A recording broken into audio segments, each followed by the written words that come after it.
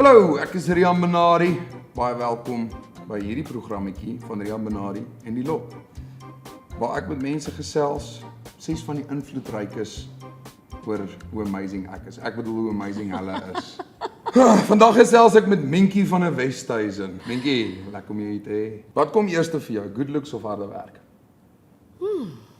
Sou ons so suksesvol gewees het as ons nie so mooi was nie. Maar bedoel jy of ek? In die Afrikaanse bedryf voel dit vir my die mans trek verskriklik baie hulle hande uit. Dink jy dis omdat hulle voel hulle stemme is nie goed genoeg nie? Ja, Maar jy dink daar is 'n mark vir dit. vir mense met hemde aan, 100%. Minkie, dis jou verjaarsdagpartytjie. Jy moet 'n kunstenaar boek. Sal jy my boek met 'n hemd of Bobby boek sonder hemd? Ek wou jou boek te sê te duur. Ja, wat is jou gunsteling liedjie van my? Nou moet ek net dink by al die name te ken. Spontaan. Spontaan? Kyk, Ja. ek so 'n bietjie teleurgestel dat jy nie die woorde ken nie, maar Ja, okay. maar Jy het al 'n paar magazine covers gedoen. Wat een was jou gunsteling? Sari, Rooi Rose, FHM. Nee, maar dalk was dit joune. Minkie, dink jy ek sal meer suksesvol gewees het met my empire?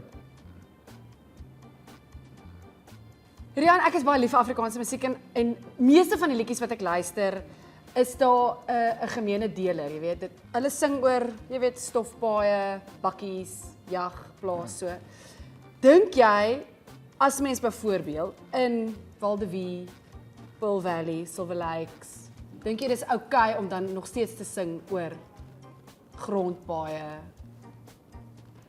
Nee. Hoekom het jy besluit om jou naam te gebruik? Rian Benari. Hoekom het jy nie byvoorbeeld jouself na 'n vrug vernoem soos piesangskille of appel of jy weet snotkol 'n stage naam gekies nie?